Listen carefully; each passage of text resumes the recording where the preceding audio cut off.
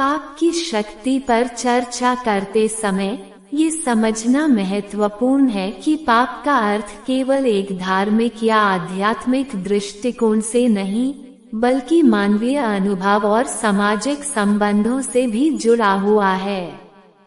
पाप किसी न किसी रूप में उन क्रियाओं को संदर्भित करता है जो धार्मिक और नैतिक दृष्टिकोण से गलत मानी जाती हैं।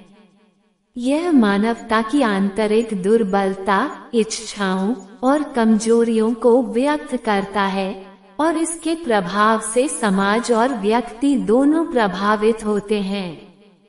पाप की शक्ति का प्रभाव। एक, आध्यात्मिक दृष्टिकोण से प्रभाव। पाप का सबसे गहरा प्रभाव व्यक्ति की आत्मा पर पड़ता है। धार्मिक दृष्टिकोण से पाप मानव और भगवान के बीच दूरी पैदा करता है।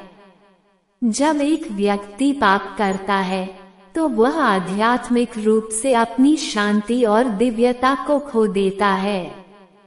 इससे उसका आत्मिक विकास रुक जाता है और वह अवसाद, तनाव और मानसिक असंतुलन का शिकार हो सकता है। 2. मानव संबंधों पर प्रभाव। पाप का प्रभाव केवल व्यक्ति तक सीमित नहीं रहता, बल्कि यह उसके आसपास के लोगों पर भी असर डालता है। जब व्यक्ति गलत कार्य करता है तो यह उसके रिश्तों में तनाव और विश्वास की कमी को जन्म देता है। उदाहरण के लिए, चोरी, झूठ बोलना या धोखा देना जैसे पाप रिश्तों को नष्ट कर सकते हैं। ऐसे में न केवल व्यक्ति को अपने कार्यों का पछतावा होता है, बल्कि उसके आसपास के लोग भी उससे दूर हो सकते हैं, जिससे सामाजिक और पारिवारिक ताना बाना टूट सकता है। 3. सामाजिक दृष्टिकोण से प्रभाव। पाप की शक्ति समाज पर भी गहरा असर डालती है। जब एक समाज में अनुशासन और नैतिकता की कमी होती है तो वहां अपराध, भ्रष्टाचार और अन्य सामाजिक समस्याएं बढ़ती हैं। उदाहरण के लिए, यदि लोग सरकारी या निजी संस्थाओं में धोखाधड़ी करते हैं तो यह समाज की मूलभूत संरचना को कमजोर कर देता है। समाज में विश्वास की कमी पैदा होती है और कानून व्यवस्था की स्थिति बिगड़ती है। 4. मानव मनोविज्ञान पर प्रभाव। पाप व्यक्ति के मनोविज्ञान पर भी गहरा असर डालता है। जब कोई व्यक्ति जानबूझकर गलत कार्य करता है तो यह उसकी मानसिक स्थिति को नकारात्मक रूप से प्रभावित करता है। पछतावा, अपराधबोध और शर्म की भावना उसे मानसिक तनाव और अवसाद की ओर धकेल सकती है।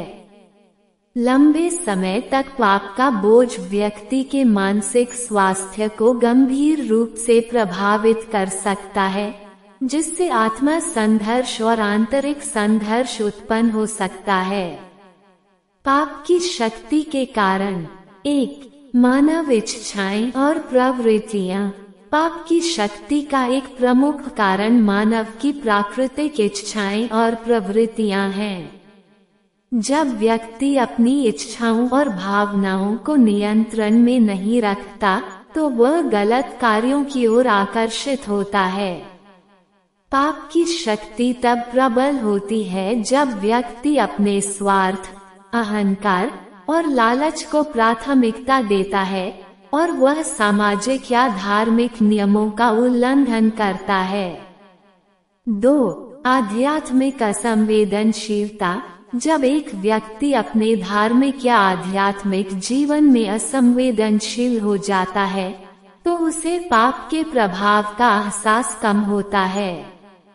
इस स्थिति में वो अपनी गलतियों को हल्के में लेता है और उन्हें सुधारने की कोशिश नहीं करता। यह असंवेदनशीलता पाप की शक्ति को और बढ़ा देती है, क्योंकि व्यक्ति अपने पापों का प्रायश्चित नहीं करता और अपनी गलतियों से सीखने की बजाय उन्हें दोहराता रहता है। 3. सामाजिक और सांस्कृतिक प्रभाव। समाज और संस्कृति भी पाप की शक्ति को बढ़ा सकती हैं। अगर एक समाज में भ्रष्टाचार, धोखा और हिंसा को सामान्य माना जाता है, तो लोग इन कार्यों को अधिक आसानी से अपनाने लगते हैं।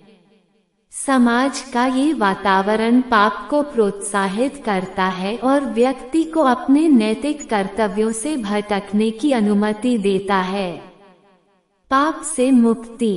पाप की शक्ति को समाप्त करने के लिए व्यक्ति को आत्मज्ञान, आत्मनियंत्रण और आध्यात्मिक जागरूकता की आवश्यकता होती है। धार्मिक और मानसिक दृष्टिकोण से पाप से मुक्ति प्राप्त करने के लिए प्रायश्चित, तपस्या और आत्मसंयम आवश्यक होते हैं। व्यक्ति को अपने पापों का एहसास होना चाहिए और उन्हें सुधारने का प्रयास करना चाहिए। साथ ही समाज में नैतिकता और ईमानदारी को बढ़ावा देना भी पाप की शक्ति को कम कर सकता है। समाप्ति में, पाप की शक्ति का असर केवल व्यक्ति तक सीमित नहीं रहता, बल्कि यह समाज और धर्म पर भी गहरा प्रभाव डालता है। पाप से मुक्ति के लिए आत्मनिरीक्षण, प्रायश्चित और सुधार की आवश्यकता होती है, जो व्यक्ति और समाज दोनों के लिए महत्वपूर्ण है।